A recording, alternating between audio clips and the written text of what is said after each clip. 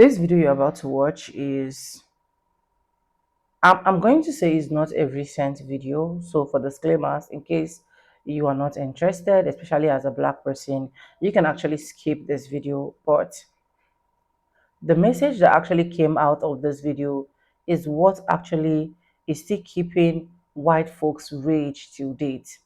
A lot of them still keep pondering on this video, keep pondering on what this particular lady said. And I feel like it is a message for everybody to listen to. I've always, not recently, I've always been saying it, that a lot of things that is happening right now is not just happening now, it has happened all this while, right? But anyways, watch this video from beginning to the end. Credit belongs to the original creator of every single clips and stitches we have in our today's episode. And I want you guys to give me your honest opinion when it comes to this issue, right? Subscribe, like, comment, and share. Like, I really do not mind how many views I'm going to be getting from this video, honestly, because I just want this message to be passed down, because a lot of black people are not still aware of this. Let's go watch, guys. I'll be back with commentaries. Let's go. When I first began to wrestle with the concept of white rage, wasn't Ferguson. It was, in fact, in February 1999, when a black man in New York City stepped out on his doorstep after a long, hard day's work to go get something to eat, and he was greeted with 41 bullets, 19 of which hit him. His name was Amadou Diallo, and he was gunned down by the NYPD. Amadou Diallo was unarmed. That was bad enough.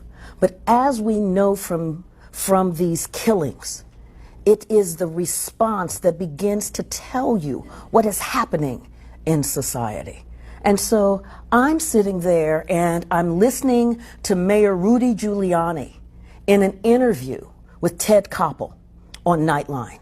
And Ted Koppel is talking about the NYPD, the Amadou Diallo killing. He's talking about 41 bullets. He's talking about stop and frisk. He's talking about police brutality. And Rudy Giuliani says, I have the most restrained and best behaved police force you can imagine. Okay, yeah, I had one of those Scooby-Doo moments. and then he began to talk about how his policies were working. That what he has put in place in New York City has brought down crime. New York City is a safer place because of his policies. And he has, flow charts and graphs and bars, everything. And what you don't hear is that an unarmed black man stepped out on his porch and was gunned down. I'm sitting there going, something is fundamentally wrong. Structurally wrong. I didn't know what to call it. I didn't know what to label it, but I knew something was going on. And I, continue as a professor, began working and thinking and working and thinking. And then August 2014, the television is on and I'm watching, and I see Ferguson in flames. And then I hear the pundits talking. And what they were talking about was black rage. Why are black people burning up where they live? What is wrong with black people? How could they burn up where they live? Well, there's something wrong with black people. And why are they burning up where? And it didn't matter what ideological stripe. It was all centered, the baseline, the starting point was black rage. And I found myself in this moment shaking my head. You know that moment when you're shaking your head, something's going on, and you don't even realize, you're going, that's not right. That's not right. And that's when it hit me. I said, no, what we're really seeing is white rage. What we're really seeing is that we have been so focused in on the flames, we have missed the kindling. We have missed what has stoked this fire. We have missed, for instance, the disfranchisement of the black community in Ferguson, that had, through all kinds of shenanigans and rigmarole, had created where in the 2013 municipal election, in a population that is 67% of Ferguson's population, you had a 6% black voter turnout. You got to work really hard to make that happen.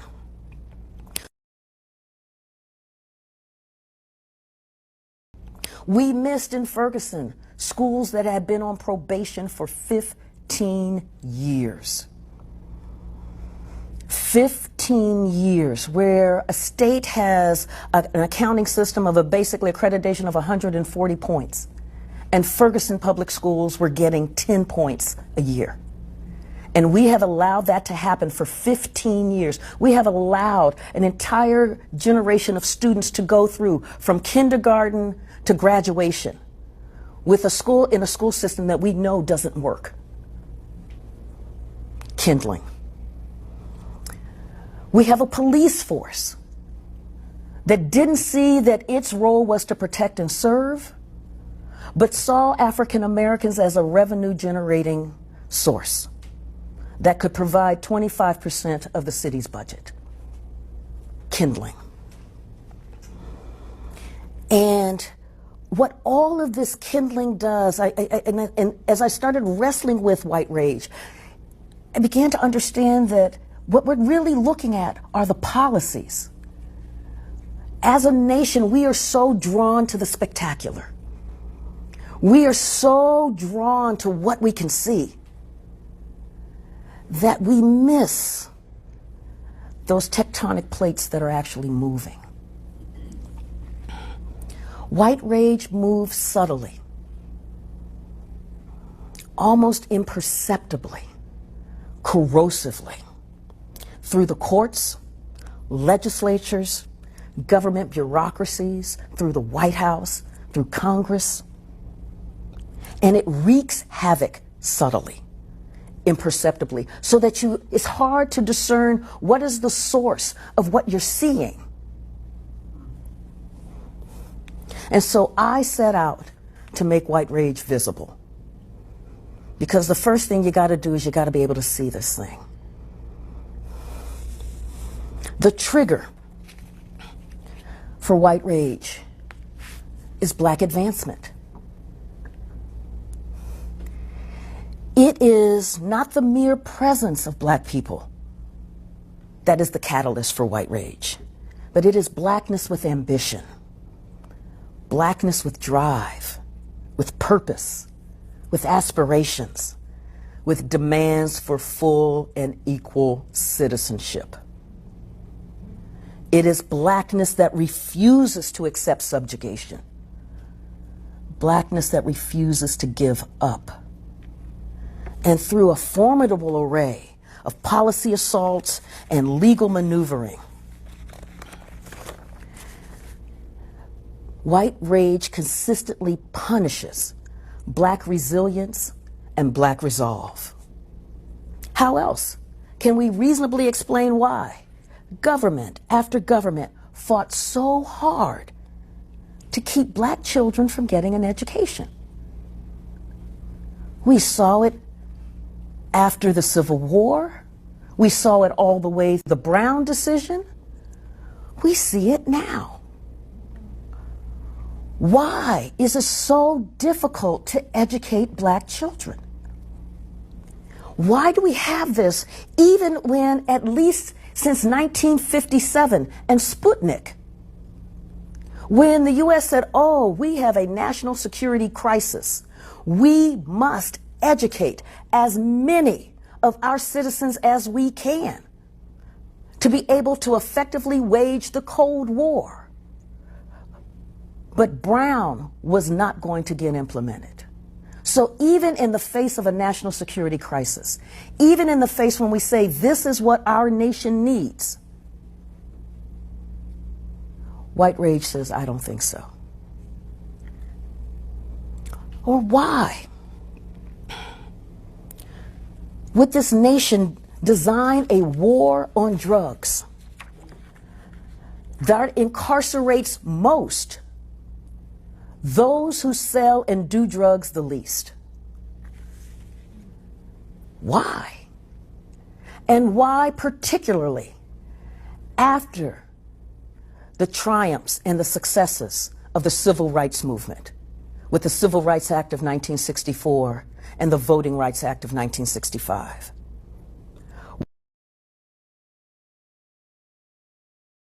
Why would we incarcerate communities? Why would we overwhelm state budgets? Why would we destabilize families?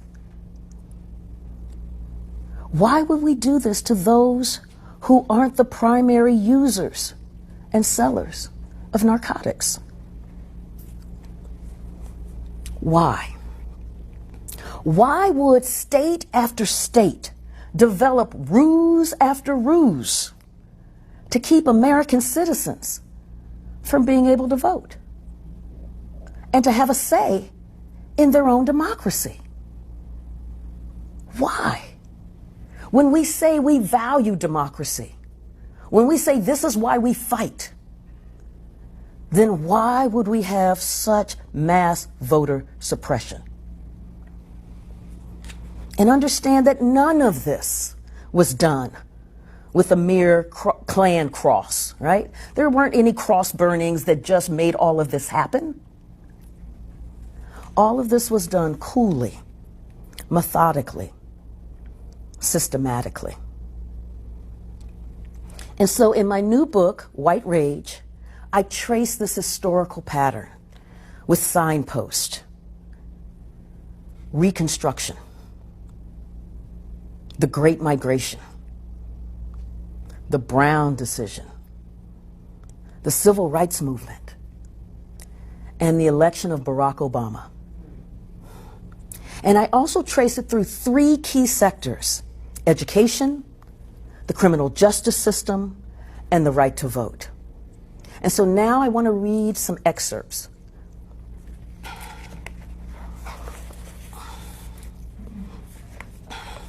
So as you know, in 1954, the U.S. Supreme Court ruled that separate but equal was unconstitutional, overturned the Plessy decision, and said that we must integrate. Jim Crow was no longer the law of the land. The South rose up and said, with massive resistance, and said, and used a series of ruses that, in fact, dragged this process out for a long, long time. Well, in 1973, the court battles are still going on. In 1973, there was an area in San Antonio called the Edgewood District. And in the Edgewood neighborhood, it was 96% Mexican American and African American. It was the poorest neighborhood in San Antonio, with the lowest median income and the lowest property values. They taxed themselves at the highest rate in order to try to fund their children's education. By taxing themselves at the highest rate, they garnered $21 per capita. Meanwhile, Alamo Heights, which was a predominantly white neighborhood in San Antonio, taxed themselves at a much lower rate. They garnered over $300 per student. Lower rate, 1,500% more in funding. Now, what we know is that property values have a lot to do with public policy. Where governments choose, say, to put the landfill, where they choose to put the highway, where they choose to zone certain types of businesses and not others, has a lot to do with property value. So the parents in the Edgewood district took Texas to court. and said, this violates our children's 14th Amendment rights to have equal protection under the law. It violates Brown. The U.S. Supreme Court ruled in a 5-4 decision. 4 of the justices were appointed by Richard Nixon, and 1 was appointed by Eisenhower, Dwight Eisenhower. That, quote, there is no fundamental right to education in the Constitution.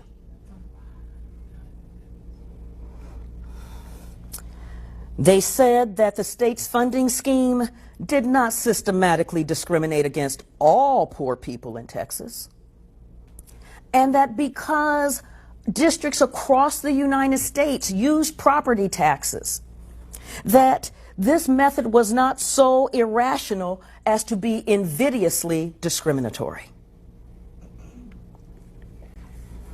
Thurgood Marshall, his dissent, and that's what I'm going to read. Fully recognizing the implications of Rodriguez, the name of the case, Justice Thurgood Marshall was apoplectic. More than 40% of black children, 14 and under, lived with families below the poverty line, as compared with about 10% of white children. Under those circumstances, Marshall feared African American children wouldn't stand a chance.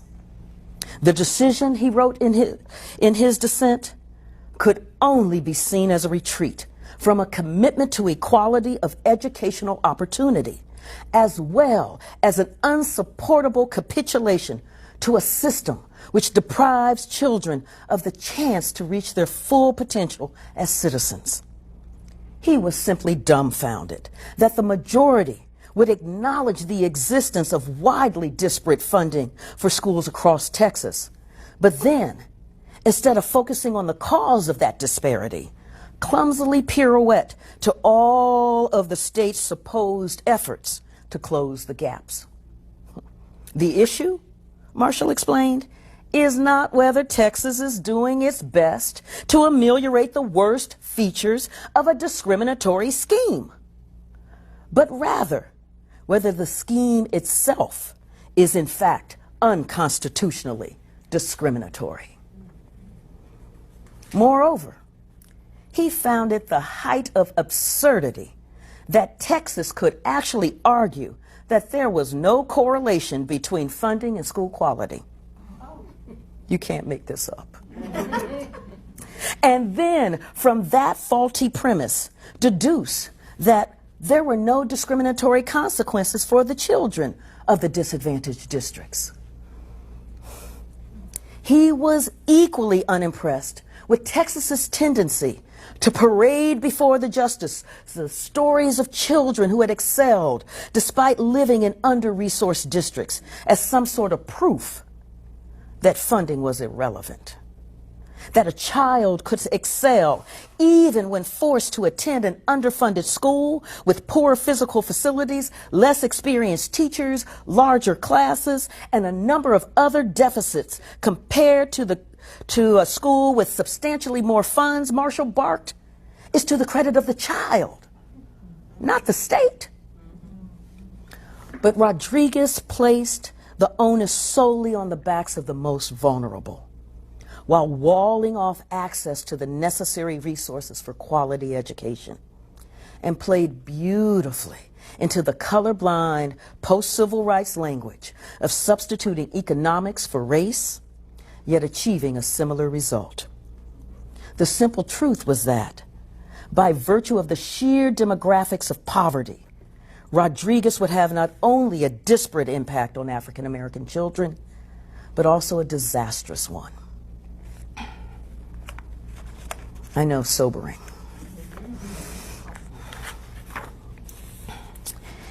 And I then move into the war on drugs, because it has so warped American society in ways that are so profound. And so I walk us through how the war on drugs emerged. I then walk us through the court cases, the Supreme Court decisions that Michelle Alexander in the New Jim Crow so beautifully laid out. And then I begin to lay out some of those consequences. And so as I go through the court cases, I then say, taken together, those rulings allowed, indeed encouraged, the criminal justice system to run racially amok. And that's exactly what happened on July 23rd, 1999, in Tulia, Texas. In the dead of night, local police launched a massive raid and busted a major cocaine trafficking ring.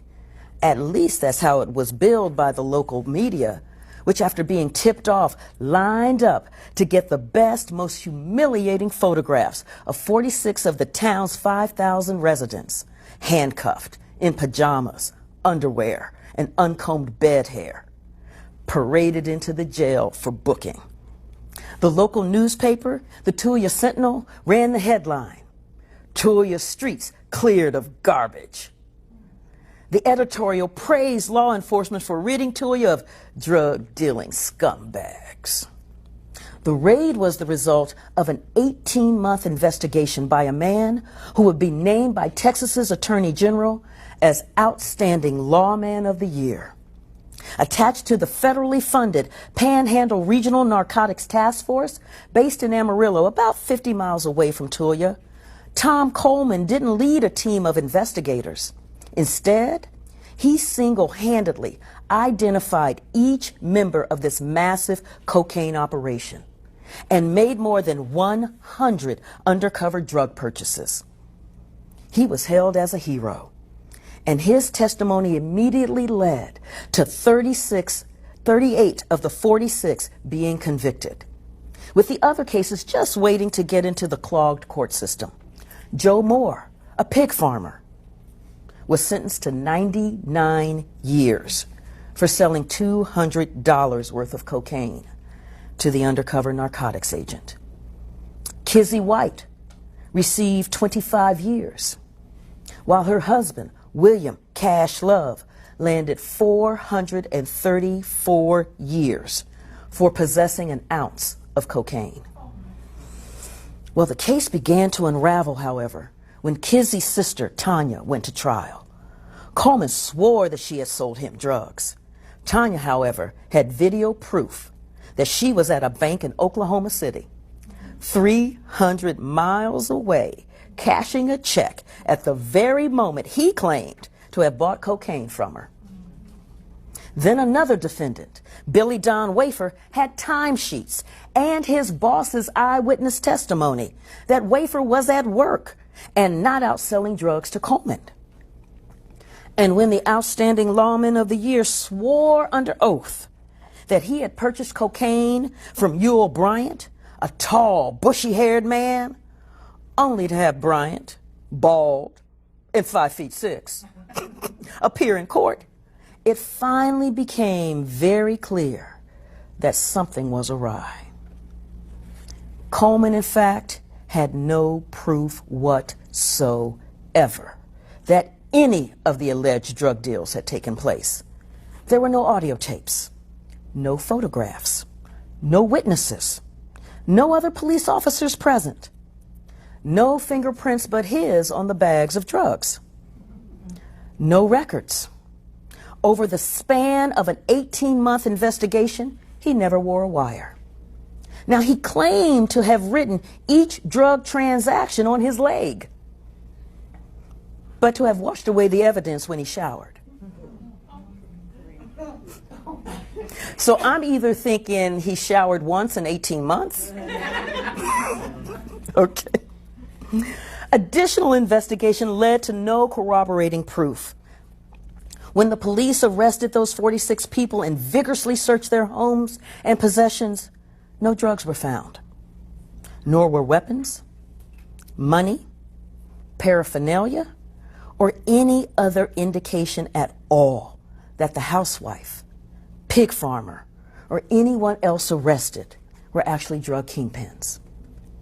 What was discovered, however, was judicial misconduct running rampant in the war on drugs in Tulia, Texas, with a clear racial bias. Coleman had accused 10% of Tulia's black population of dealing in cocaine. Based on his word alone, 50% of all of the black men in the town were indicted, convicted, and sentenced to prison. Randy Credico of the William Moses Kunstler Fund for Racial Justice called Tulia a mass lynching. Taking down 50% of the male black adult population like that, it's outrageous. It's like being accused of raping someone in Indiana in the 1930s. You didn't do it, but it doesn't matter, because a bunch of Klansmen on the jury are going to string you up anyway. But this wasn't 1930. It was the beginning of the 21st century. And a powerful civil rights movement had bridged those two eras. And then the last excerpt I want to read. The last chapter deals with the election of President Obama and how white rage reared up in really deep, profound ways, almost in ways that we hadn't seen in years. And so as I walk through voter suppression, and then I move into the threats on his life and the disrespect that the office of the president received, I then begin to deal with the violence. Black respectability or appropriate behavior doesn't seem to matter. If anything, black achievement, black aspiration, and black success are construed as direct threats. Obama's presidency made that clear. Aspirations and their achievement provide no protection, not even to the God-fearing. On June 17th, 2015, South Carolinian Dylan Roof, a white, unemployed 21-year-old high school dropout, was on a mission to take his country back. Ever since George Zimmerman had walked out of the courthouse a free man after killing Trayvon Martin, and a racially polarized nation debated the verdict, Roof had looked to understand the history of America. Trolling through the internet, he stumbled across the Council of Conservative Citizens, Tri-C, the progeny of the 1950s White Citizens Council that had terrorized black people, closed schools, and worked hand in hand with state governments to defy federal civil rights laws. But despite the group's avowed racist belief system, in the mid to late 1990s, as the Southern Poverty Law Center reports, the group boasted of having 34 members who were in the Mississippi legislature and had powerful Republican Party allies, including then Senate Majority Leader Trent Lott of Mississippi. By 2004, Mississippi Governor Haley Barbour, the chair of the Republican National Committee, and 37 other powerful politicians had all attended Tri-C events in the 21st century. Earl Holt, the chair of the Tri-C, gave $65,000 to Republican campaign funds in recent years, including donations to the 2016 presidential campaigns of Rand Paul, Rick Santorum, and Ted Cruz. The Tri-C then enjoyed precisely the cachet of respectability that racism requires to achieve its own goals within American society. And its website of hatred and lies provided the self-serving education Dylan Roof so desperately craved. He drank in the poison of its message, got into his car, drove to Charleston, entered Emmanuel AME Church, and landed in a Bible study with a group of African Americans who were the very model of respectability. Roof prayed with them, read the Bible with them, thought they were so nice. Then he shot them dead, leaving just one woman alive so that she could tell the world what he had done and why. "You're taking over our country," he said, and he knew this to be true. Well, not even a full month after Dylan Roof gunned down 9 African Americans at Emmanuel AME in Charleston, South Carolina, Republican presidential frontrunner Donald Trump fired up his silent majority audience of thousands in July 2015 with a macabre promise. Don't worry, we'll take our country back. No, it's time instead that we take our country forward into the future. Thank you.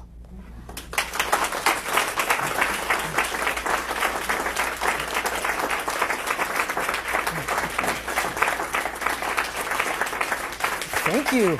Anyways, welcome back, guys. And you guys have literally listened to every single thing she said.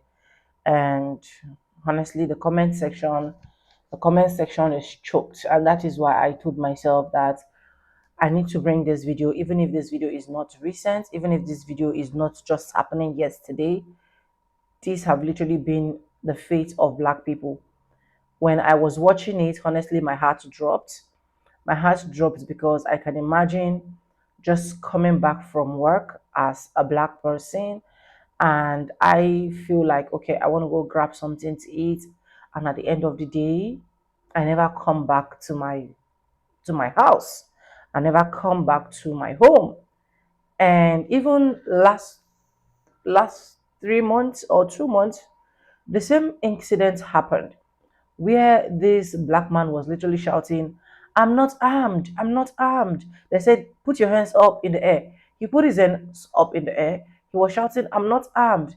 But these people that so called themselves cops, police, whatsoever, went ahead and pew this man, pew starting from his legs. And when I saw that video, I was not even able to like react to that video because my heart bleeds so hard that Black people keep going through the same thing centuries over centuries, over and over again, even when they are not armed, even when they are very much innocent, even when all what they're just looking for is their daily bread.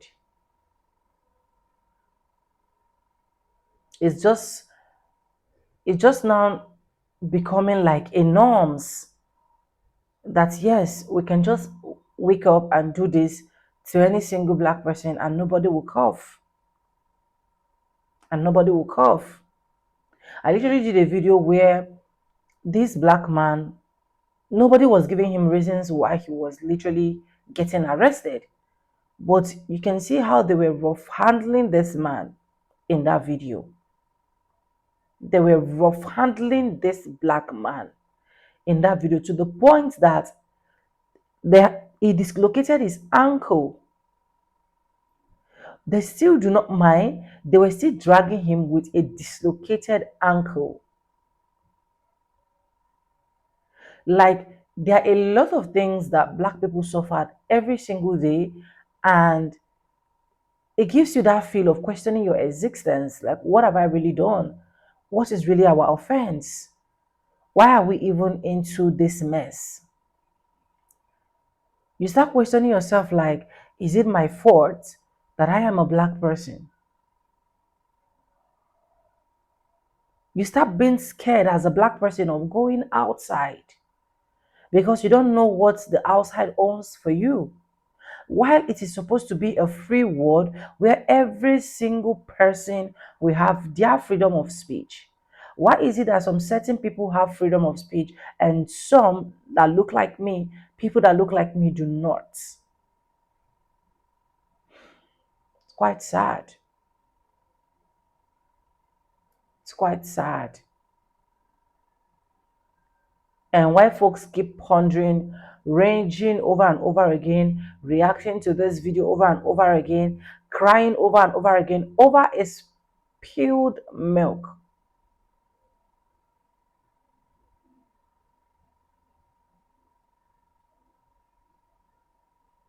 Whenever things happen to Black folks, nobody want to talk about it. Nobody want to go there. Nobody want to even say a word about it. Because yeah, there are Blacks. It should happen. Why not?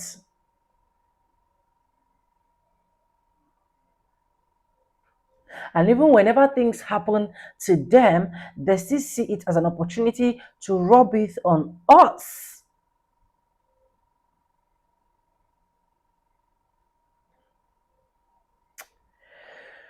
Anyways, let me know what you think in the comment section. Credit belongs to the original creators of every single clips and stitches we have in our today's episode. If you haven't subscribed, what are you waiting for? Subscribe, like this video, drop me your comments, and lastly, do not forget to share. Credit belongs to the original creator. I will keep saying it. This lady, she deserves all the credit in this whole wide world. I want to say a very big thank you to every single one of you liking my video, dropping commentaries, commenting, and so on and so forth. I do not take you guys for granted. You guys are the best. But anyways, with that being said, with no further ado, I do add like I say in my videos. I'm going to be saying, and I'll see you guys in my next one. For now, bye guys. I love you guys. Mwah.